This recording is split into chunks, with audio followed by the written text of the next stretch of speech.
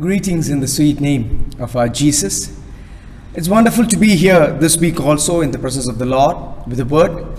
We were studying from the book of Corinthians, first book of Corinthians, 1 Corinthians chapter 1. Last week we stopped in verse 18. Again, let's read that verse.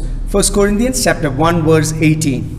Here it says, "For the message of the cross is foolishness to those who perish, but to us that are being saved, it is the power of God." So last week we studied that in detail. So the message of cross is foolishness to many, to those who are to perish. Because they are not, any person who is not able to accept the word of God, every verse as it is, especially as New Testament is our law for a Christian, and that is how we pray, our fasting, everything. A lot of things have been changed. You know, the pattern of worship and the pattern of relationship with God has been changed from Old Testament. And Bible says in Romans we read, by the law or the Old Testament, no one will be sanctified or justified. That is why God gave us a new law. So both Old Testament and New Testament is necessary for us to know about God. But our law of worship and relation with Jesus, about our eternity, about our ministry, what we should do for the Lord, what our calling is greater than the Old Testament saints. In the Gospels, Jesus says about that, we are greater than all the Old Testament saints, including John the Baptist. That is what Jesus says. A person who is born through me is greater than John the Baptist and all the Old Testament saints. So that is, our calling is not a small calling. As in Philippians, Paul says, it is a great upward calling. Yes. So again, we read here that the message of this cross is foolishness, because it is called the message of cross because the more we learn the word of God, the more we go deeper into the word of God, yes, the word of God becomes bitter to us, or it is like eating unleavened bread with bitter herbs. That is when we go through a lot of furnaces. Many people say before there was no problem, but now as I got baptized or as I am getting more deeper in relationship with God, when I am obeying the word of God, that is when all these trials and testings are coming in my life. Yes, because we are called to be like the image of Son of God. So a lot of change should come into us. Our hereditary character, our moral character, our personality. Everywhere there should be a change. Our plans, everywhere, our speaking, all areas of our life should be like Jesus. Our mind should be like Jesus, Bible says. We should grow in every area till the head of Christ, again Bible says. So a complete transformation is needed to live with Jesus as his bride. That is where God is building us up. So we see, as we go deep into the word of God, as we obey the word of God, as we take a decision to live according to the word of God, there starts the problem. I'm not discouraging you, but it leads us to a great heavenly blessing. See, that is when we become like Jesus. We become worthy to live in heaven. So here also, here we read, message of the cross is foolishness to those who are perishing, but for us, for the remnant, for the chosen, for those who are faithful according to their calling, for us, there's a difference, us and them. They all say we are all Christians. Everyone says they are a believer, they are a child of God, but them and us. Them means those who do things according to their plan, those who go according to the wisdom of this world. As we come down, we get it more clear. But us, our calling, or we are called, we know, we have recognized our calling, that we have put our plans away. As Paul says, all that was, is gained to me, I have put it out. So now it is lost. The worldly things, it is lost. But there is a great gain. There is a great blessing in the presence of the Lord, that I am changing. There is a renewal in me. See, when we baptize here in about baptism, the verses say, you have to walk after baptism, you have to walk in the renewal of the Spirit, a new mind, a new lifestyle. Here it says, for us, those who are being saved, it is the power of God. So all those who are not able to accept, all those who rebel against the word of God, all those who argue, say, why so much spiritual? Why to be anointed? All those who are not able to accept this, yes, message of cross, as the Spirit says, they are all destined for hell, or they are in that perishing path. But for us, it is a power. Each time we hear the message of God, it is a power of God. See, it is not on Sunday worship just once in a week that we hear. In Hebrew, we know 10:25, 24 and 25, it says, as the coming of the Lord is nearing, increase in fellowships and increase in gathering. Even in this COVID time, I think the gatherings have become so much less. Many worship places, even Sunday, they are not gathering together. It's all in Zoom and other conference, apps. But I'm sorry to say, the Bible says, as the coming of the Lord is near, as testings increase, as the world, everything goes out of control and things go upside down, that is when we need to increase more in gathering. It might be foolishness for those who are perishing, but for us, yes, this word of God, every word's in it. It is, it is a power of God as we hear. Yes, again, as we come down to verse 19, this verse 19 is taken from Isaiah chapter 29, verse 14. Isaiah chapter 29. So here it's repeated again. Here in verse 19 it says, for it is written, I will destroy the wisdom of wise and bring to nothing the understanding of the prudent. The wise, the very smart, the prudent. Here Lord says, I will make him understand that his plans are a failure. I will make him understand that he is so weak. I will make him understand that he is so unable. I will destroy the wisdom of the wise. And in Isaiah chapter 29, where the verse is taken from, there it says, Jehovah says. It is not an opinion of anyone. Jehovah, Father God says that I will destroy the wise. See, everywhere we see, people keep on arguing that why should I be so spiritual? When the Bible says clap your hands and praise the Lord, people ask, why should I clap my hands? Why can't I simply sit back and hear the melody when the choir is singing on the stage? So we have no part in worship, right? Why should I sing loudly? Many these kind of questions sometimes arise. Why should I be anointed? Why should I speak in tongues? Why should I share the gospel? Why should I be so much sanctified? See, everywhere all these why or this questioning comes up because our body or our flesh is not ready to be submissive to the guidance of the Spirit. Our body is not ready to be submissive to live according to the word of God. Many people, question back, they say, this is my life, my career, my future. I've seen a lot of people, keep on arguing or, my plan, I will surely work it out, and keep on praying and fasting, Lord, work out my plan. No, brother, sister. Lord is never going to work out your plan or your desires. The devil will help you out. Because all the other people, the Gentiles, they're going there and here and working out their plan. So the devil is ready to work out your plan. Because devil knows that is not the Lord's plan. Lord will only strengthen you to work out his plan. And his plan is completely just the opposite of your plan. Because your plan is out of human wisdom, and Lord's plan, that is what we read here. It says, I will destroy the works and bring to nothing, the wisdom of the poor. See, as long as your plan and your wisdom is revealed, the work of the Lord won't be revealed. As long as you work out your plan and your ideas, there the name of Jesus will not be lifted up.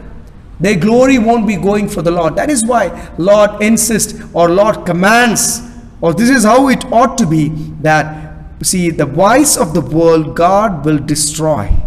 Why? That also we are going to read. Before that, turn our Bibles to John chapter 9. There we can see a man blind from birth. He's coming to, or his parents are bringing him to Jesus, and Lord healed him. Lord told him what to do. He did exactly like that, and Lord healed him. Finally, when he got healed, here we read in verse 16, they are arguing, how can such a person or a man heal this blind man? Because he was blind from birth. See, there is eye transplant, or science says, oh yes, we have found eye transplant, but most of the eye transplants are not working out, because see, only if the nerves are strong, all the nerves connecting to the eye is strong, then an eye transplant would work out. Otherwise, see, I know we have a brother with us. Yes, the government was ready for an eye transplant, but yes, at the age of 25, his nerves got weak. So his problem is, even if we go for an eye transplant, his eyes won't work because eye might be good, but the nerves connecting to the eye is weak. We know about glaucoma, which is very common these days. Glaucoma, where the pressure of the eyes increase. At the same time, the nerves start breaking or being damaged, and whatever percentage of nerves are damaged in that eye, yes, then that percentage of those nerves can't be repaired, can never be repaired, and that much eyesight is completely gone. So there are limitations in science, and at the same time we don't get eyes simply to buy like that. Yes, someone has to donate, or yes, a brain dead person has, the family of them, they have to give. Science has its limitation. I will destroy the wise. But Jesus can heal the blind man completely, whether it is nerves or eyes or whatever. The lame will walk, the blind will see, because it is Creator God. So the wisdom of God is much, much, much above the wisdom of man. And we should understand, when we are being led by God, when we are being led by the Spirit of God, that is when we also be filled with the wisdom of God. Here in John chapter 9, God healed that blind person. Verse 25, we say, he answered. Blind man is asking whether he is a sinner or not. They said, he is a sinner, then how can he heal you? Blind man is saying, see, blind man has never seen that person. He has hardly gone for any meetings. He has hardly heard about Jesus. He hasn't studied the law. But he knew one thing. I was blind from birth, now I see. Again, as you come down to verse 35 onwards, here it says, Jesus heard that they cast him out. And he had found him and said to him, do you believe in the Son of God? See, the problem is, even his parents, the Pharisees, this blind man believed in Jesus, but the Pharisees and scribes, the people from the church or the synagogue, they couldn't, the high priest and their team, they couldn't believe. The blind man could believe easily because he had experienced. He has experienced the touch of God. Now he is able to see the glory of God. So blind man is able to believe. Even his parents know. Their parents are so happy, but they are afraid to witness. So the Pharisees and scribes, as they asked the parents, what happened to him? Parents said, he was blind, now he sees. What do you mean? What do you say? Who is that person? So the parents are wisely escaping. With the human wisdom, they are escaping. They're saying, he is of age. He's a big guy. You ask the son. So put all the blame on the son, and they are escaping because they do not want to be out of the church or the council. So see, the majority, the big community, people always want to be with them. But when you walk with Jesus, here we see in verse 35, when Jesus heard that they had cast him out. When you understand now why this is the message of cross? When you start obeying the word of God, when you start, understanding the word of God, when you start taking decisions and leave everything for Jesus, that is when the world will cast you out. Bible again says the world will hate you, but be happy because the world hated me because it hated you. I have chosen you out of the world to be special, to be for me. That is why the world is hating you. See, the Lord is making it very clear. The world will hate you. Here, the world will cast you out. If you still, that is, see, many believers, they want to be with the world, so they are ashamed to glorify God. They are ashamed to stand for God. I'm very sorry to say, all those who are ashamed to stand for God, those are the perishing. You might be a believer, you might be a pastor, you might be whoever. For generations you might be serving God or a believer, but if you are ashamed to glorify the name of God, you are being cast out. You are perishing. So here they cast him out because he stood for Jesus. Jesus said, do you believe in the Son of God? He asked, who is the Son of God?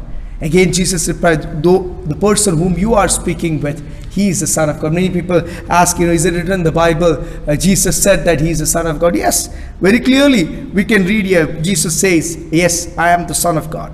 And again, verse 39 says, for judgment I have come into this world, and those who do not see may see, and that those who see may be made blind. So Jesus says, those who do not, I have come into the world to make a judgment. What is that judgment? Lord is going to make a judgment. And that judgment, those who see, means he's talking about the Jews. They say that they were the children of God. They say that we know and we know Jehovah our Father. So those who saw till now, those who saw Jesus, or those who knew the truth, let them be cast out, or they will not see anymore. But at the same time, those who did not see Jesus till now, means about the Gentiles, new believers are going to come to the Lord.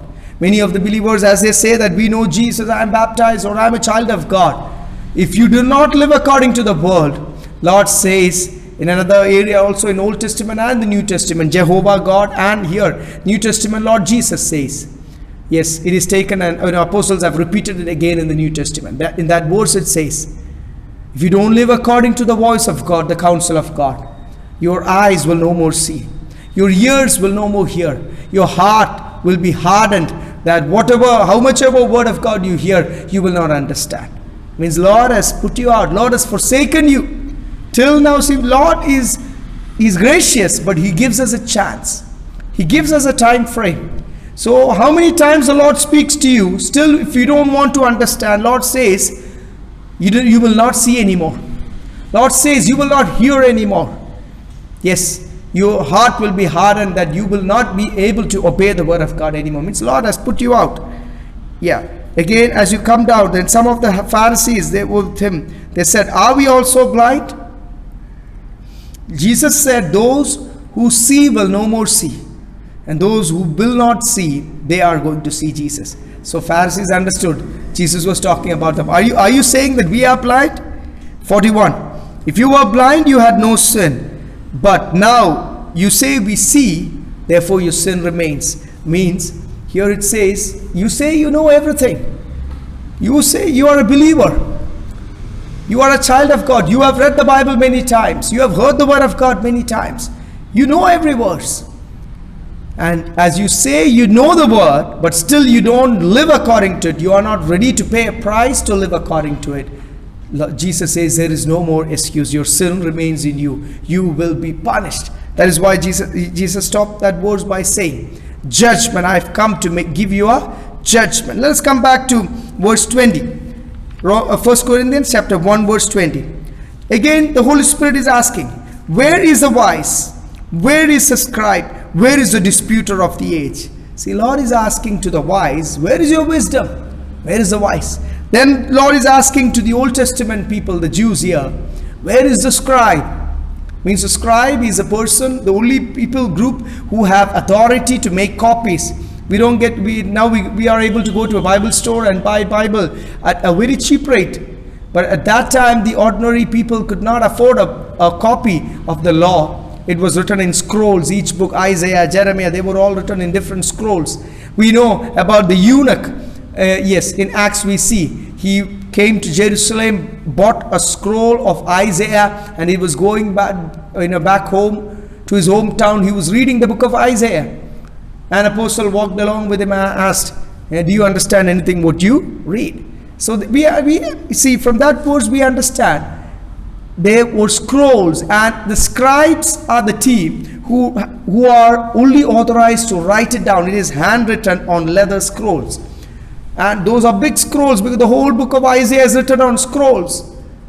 And so a scribe in his life has maybe written the law 100 or 1,000 times, thousands of times.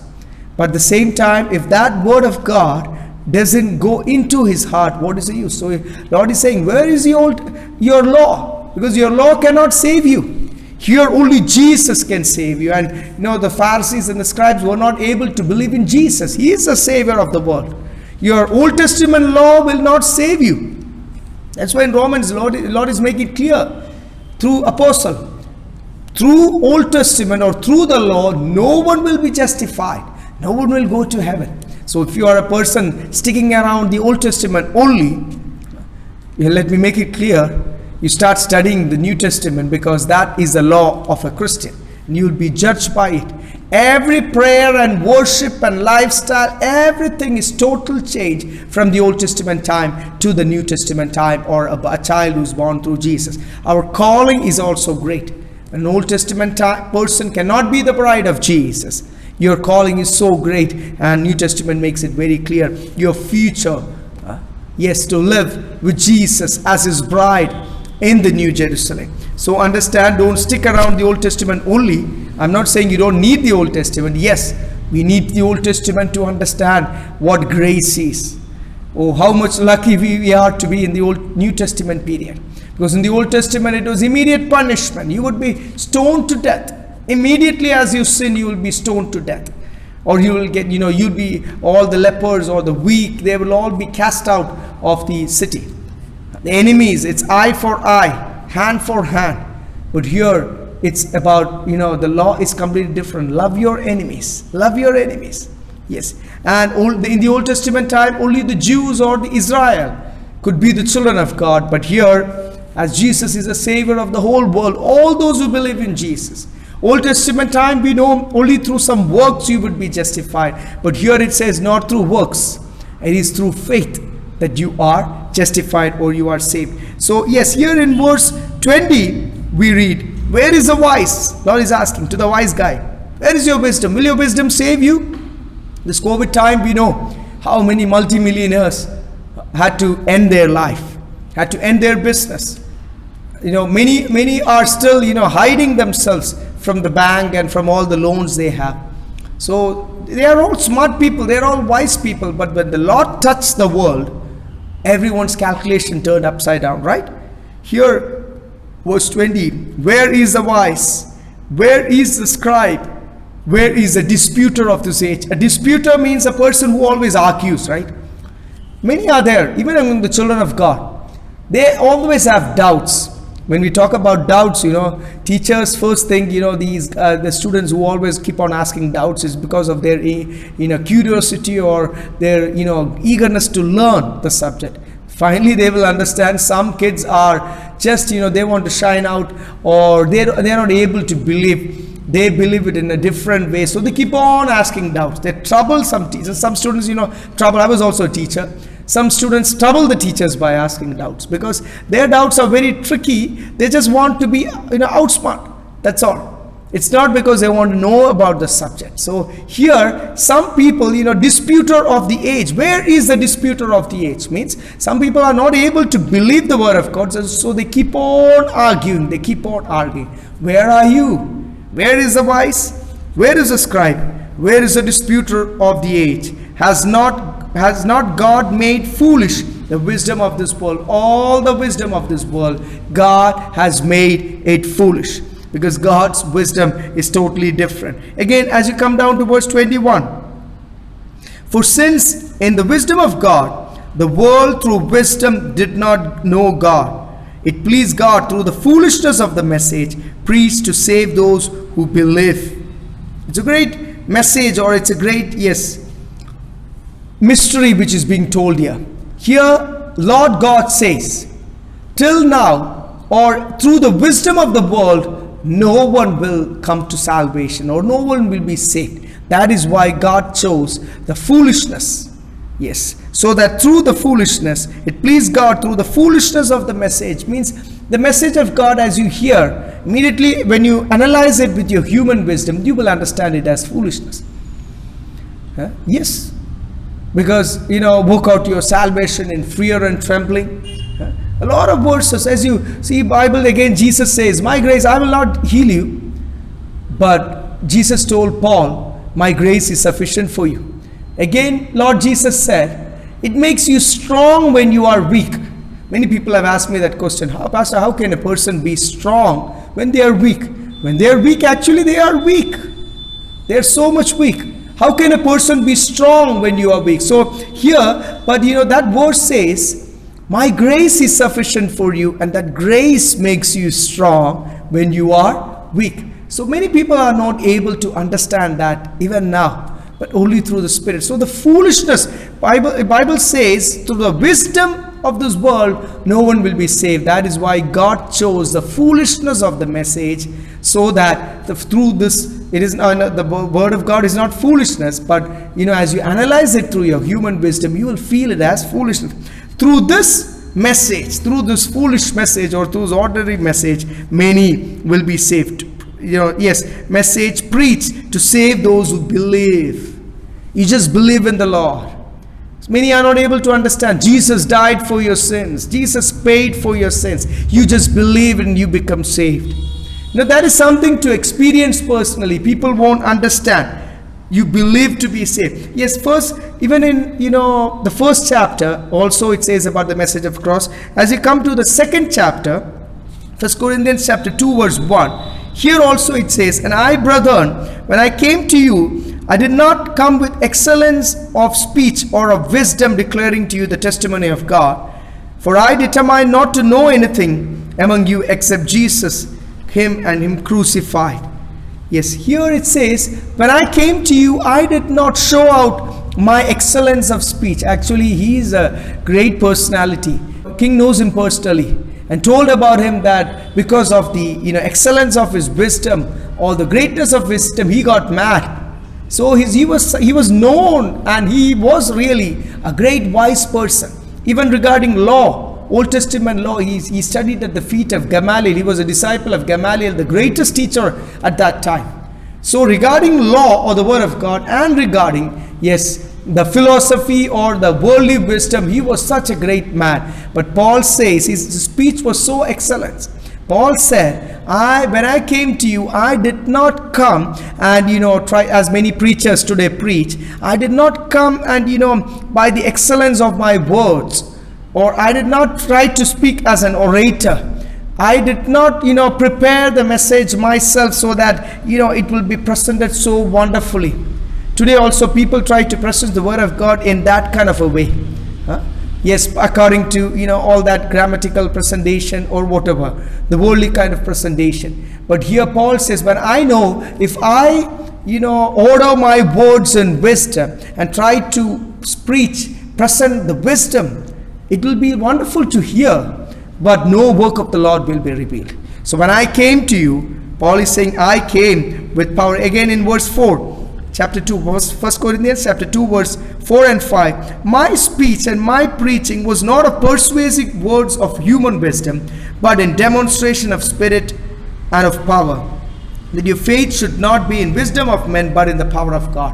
See, your faith should not be in the wisdom of men, or your aim or your direction should not go to the world. You should not be moved by my words. You should not be moved by my presentation, but you should be moved by the Holy Spirit.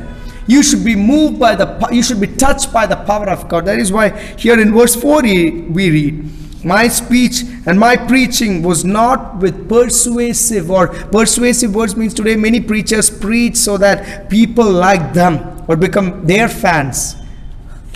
Yes, means people love them. So the words are so wonderfully enticing and persuasive words. Paul said, I did not try any of that trick, because he knows how to do it. He knows how to order words well. His language is so wonderful. He has dual citizenship and he masters a lot of languages. But he said, I did not come with that wonderful presentation, because I know if I do that, nothing. So for the preachers also who are hearing me this day, understand that whatever message, if you try to order it according to your human wisdom, the work of the Lord will not be revealed. But if any person sits in the presence of the Lord and ask the Lord for the wisdom to discern the people who they are speaking to and speak in the Spirit. So whatever our preparation won't work out there, but as we speak in the Spirit, here it says, you will be a demonstration of the Holy Spirit and demonstration of the power of God. That is what the Lord wants. Lord wants you to be a demonstration of the Holy Spirit and demonstration of the power of God. You understand that? Yes, hallelujah. Praise the Lord. So that is what the Holy Spirit, people should see as you preach. People should be touched by the Spirit of God. As you preach, work or wonders or the power of God should be revealed. Lord knows how to do. We don't need to say, Lord, work miracles. No. Lord knows whatever work of the Lord should be revealed there, so that His power, Lord's power and Lord's Spirit will be revealed there. Yes, let's come back to 1 Corinthians chapter 1 verse 22 and 23. For the Jews request a sign, and Greeks seek after wisdom, but we preach Christ crucified, to the Jews a stumbling block and to the Greeks a foolishness. See, Jews always, they are after signs. That is why when the fig leaves wither, they know what climate is going to come. So everywhere we can see in the Bible, even Lord speaks about them by signs, because they always require signs. And Greeks, we know, on Mars Hill, when Apostle Paul was going to preach there, all the wise men gathered and they always share their wisdom. They gave a chance for Paul also to share his wisdom, but he spoke out the gospel. Many couldn't, they said, okay, we'll hear you another time, and they went. But few there also we see, few wise people also, they accepted Jesus and they started following Jesus. So everywhere where, see, Greeks or the Gentiles, they seek wisdom. That's what the world likes. The world always likes wisdom. If a preacher is speaking from the word of God itself, people are not interested. But when a preacher puts a lot of stories in it, some jokes in it, a lot of philosophical wisdom in it, oh, people like to hear that. That's a wonderful presentation. Just a presentation that will not work out any work of God. You will not get healing, or you will not be touched by the Lord. You will not be delivered from your sins. See, the word of God should sanctify you. The word of God should cleanse you. The word of God should change your personality and your character. That will never happen. That is the greatest thing which should happen. Otherwise you will end up in hellfire. So here we read, Greeks, they go for wisdom. Jews, yes. So, but as verse 23 we read, but we preach Christ crucified. And as we preach crucified Christ, as we preach about the message of the cross, the Jews said it's a stumbling block. Means they are not able to continue hearing. They are not able to follow. They don't want to follow. It's not interesting for them. It's boring. So this crucified Jesus is a stumbling block for the Jews. At the same time, for Greeks, here in the Bible it says it was foolishness. It was foolishness. They did not want to hear it anymore. All those were perishing. Yes, that is what we understand here in verse 22 and 23 we read. But as you come down, yes, verse 25, because the foolishness of God is wiser than men, and the weakness of God is stronger than men. Because, see, Jews thought Jesus wouldn't resurrect. But when the apostles preached about Jesus, and the whole world there knew that he rose up the third day, they were not able to believe. They were not able to believe that he's sitting on the right hand side of God and that Jesus will come again. They could not believe that this Jesus was Messiah or their Savior, yes, or their Redeemer, their Deliverer. They still could not believe. So see, Lord purposely made this message feel like foolishness, because he did not want the wise. He just want, even in Old Testament, we know how Moses and Joshua were selecting people, how the Levite group or the tribe was chosen for the work of the Lord, how many people were, how Israel was chosen to be the children of God. Everywhere, those who lick like a dog, they are for the Lord. So everywhere we know, those who have complete obedience and complete submission, only them God wants. So the foolishness of God is wiser than men, and the weakness of God is stronger than men. So whatever you think you are so wise, and your worldly wisdom, and you think science can save you, no. This foolish message, as the world says, really the word of God is not foolishness. And every word of God is so wise, because it has come from the mouth of God, the oracles of God. Yes. But here God is speaking in the language of this world. This foolish, Lord is saying, I just want people who believe this foolish message. For you it might be foolishness, but those who believe this message, they are going to be my children.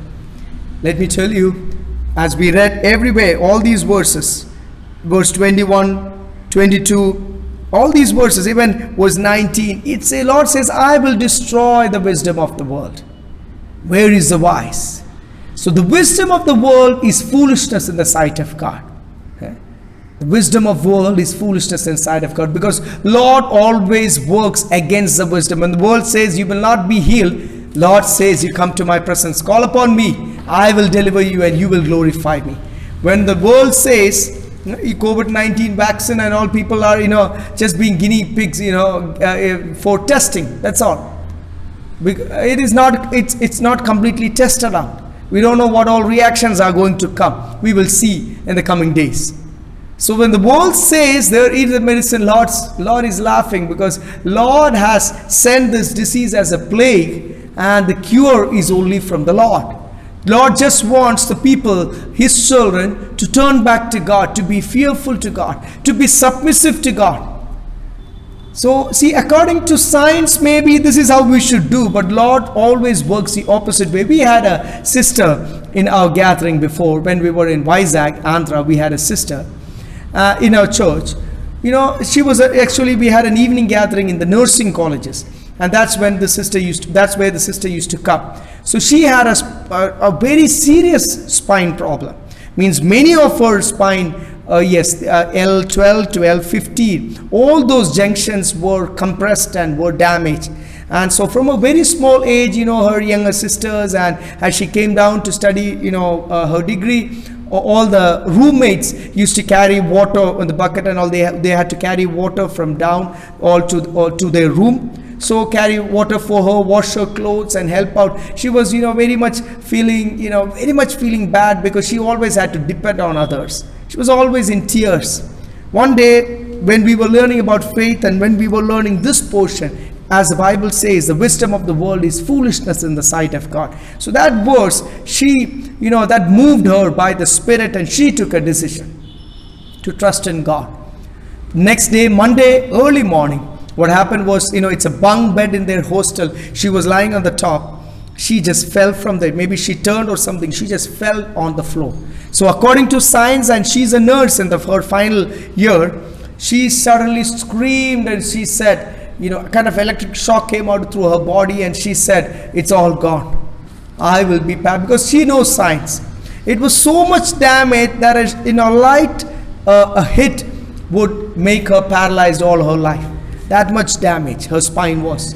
And so doctors say that she told her father she could not marry, or even if she was married, she could not have children, because her spine couldn't support all that process, to deliver a baby or so.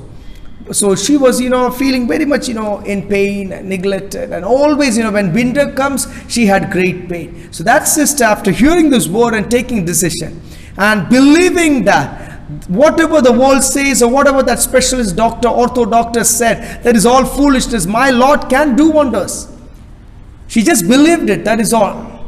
But she didn't know she had that much faith. But the next day, as she fell down, she screamed, and all her fellow roommates, the girls, they understood that it's gone case. She is going to be paralyzed all her life. So they called her father. It was early morning, 3 o'clock, 4 o'clock. They waited till 6 a.m. for the ambulance to come. They took her ambulance to the same doctor, the specialist ortho doctor, which was treating her. Yes, that doctor immediately sent her for an x-ray and scan, and he had all the records, the previous records. Looked at the previous record scan, x-ray, and the present x-ray. Again he turned. They could see the other girls who went along with her. They were also believers. They were watching the doctor, miraculously. And doctor said, it is a work of God. The Hindu doctor said, I think it is Dr. Suresh, from KGH Hospital, Vizag. He said, it is a miracle. This is nothing. I'm not able to believe. I've not seen anything like this in science. Yes. And that senior, a very great senior doctor, who was also a teacher in the medical college, that doctor couldn't believe this, because, yes, the wisdom of world is foolishness in the sight of God. But those who believe, they will see the work of God in their life. Now, that sister here is here in Ernakulam. She's working in Aster Medicity as a nurse. She has 3 children, big children now. He has 3 children, and leading a wonderful family life, and spiritually strong in faith. And her testimony has changed many people to the Lord. Because, see, what I told you is, we should believe that the world's wisdom is foolishness in the sight of God.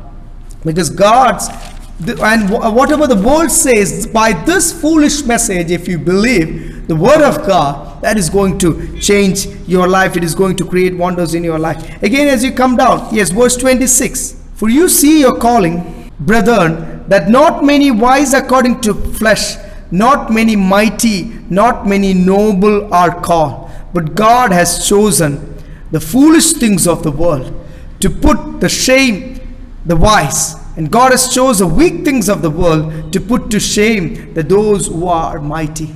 See, even if it is a team of Jesus, yes, or all the Old Testament and New Testament anointed servants of God, we can see one thing, that God has chosen very few noble or wise people, but most of them God has chosen the base, the weak, the ordinary things.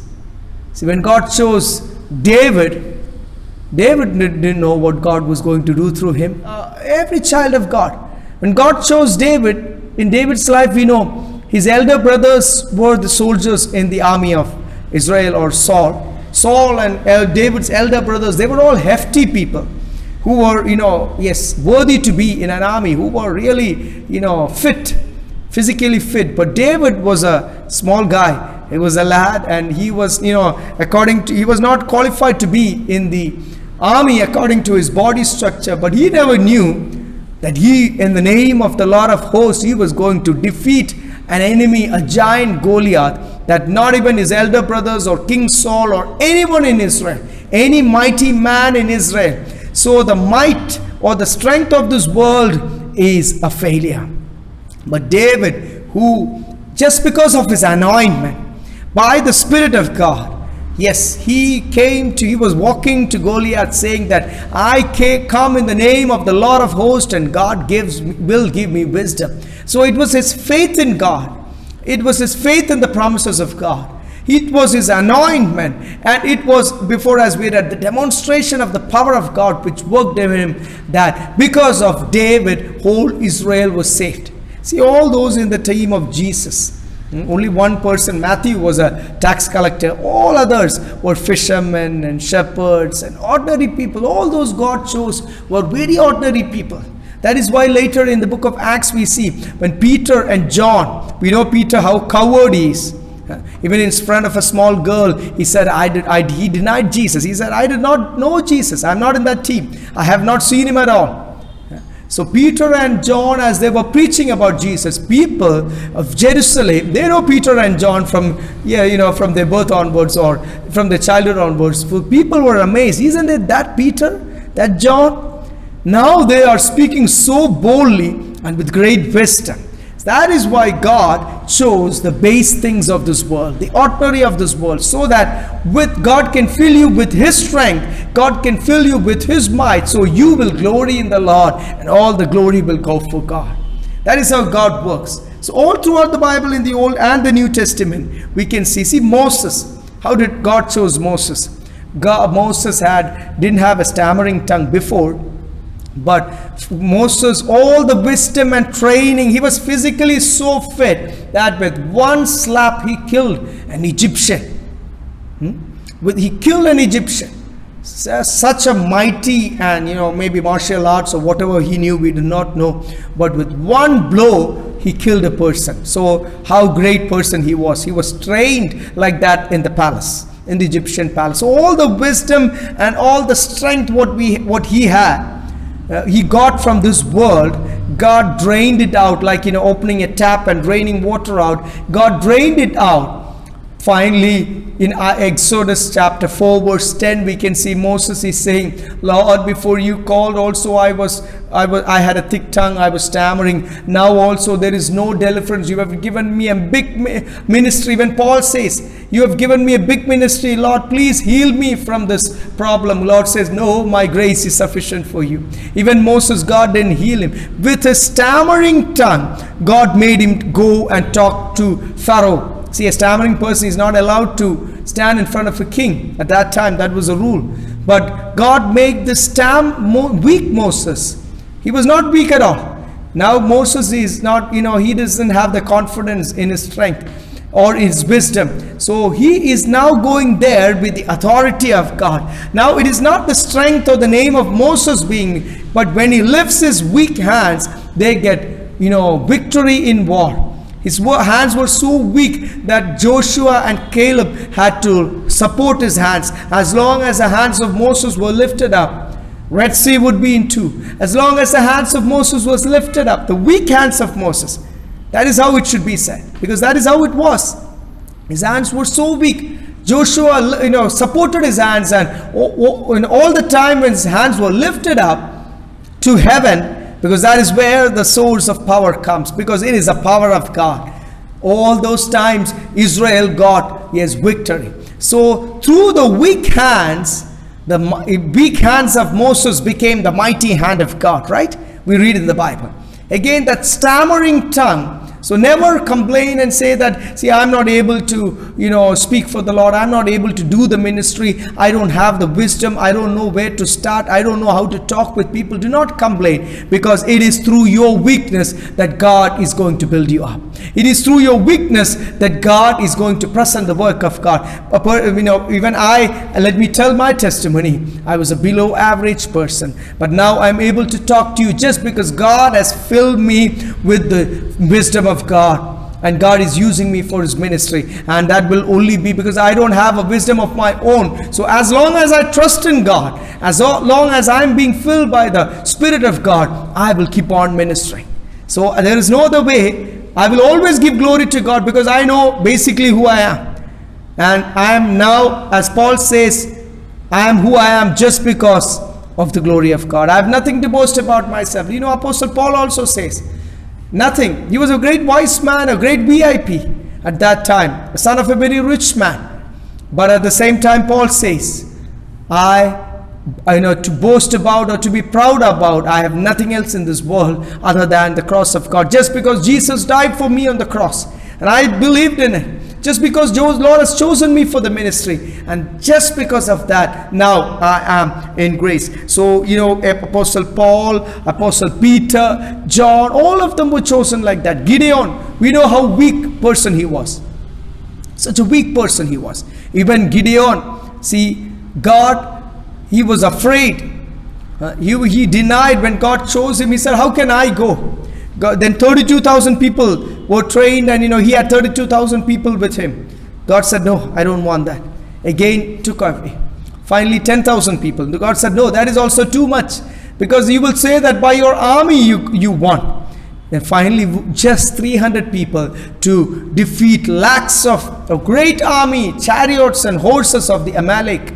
Yes, God, Gideon, weak Gideon, a person who had a lot of fear, a very ordinary Gideon who was inexperienced and not at all trained for war. See, Gideon was a person he was a farmer. He was not a soldier, he was a farmer. We see about what all he did, his crops. He just protected his crops, and by that character, God chose him.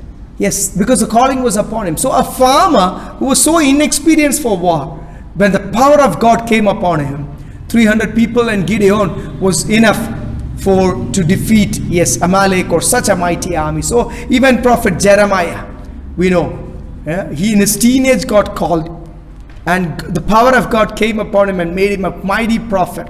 He was all alone. The priest was against him, the king was against him, whole Israel was against him. All along he stood faithful to preach out the word of God. So all the servants of the Lord in the Old Testament and in the New Testament, because only when his might, see, when you are weak, God fills you with his wisdom and with his might and with his strength and with his wisdom. That is why, yes, God wants, as you come down, the base things of the word God have chosen you. And verse 29 says that no flesh should glory in the Lord. No one will say that it's because of my wisdom. Anyone says that, God will destroy them, because yes, we have to give glory to God. Even in Corinthians, again, as you go down to chapter 6, it says, whatever you do everything for the glory of God. Do everything for the glory of God. We get a time to testify and witness. We have nothing else to say. It is just by his grace. It is just by his strength. See, all through this COVID times, when many multimillionaires and great celebrities, when they had to end their lives just because of their trouble and great problems in life, in this COVID time or in this pandemic time also, we have a wonderful testimony to say.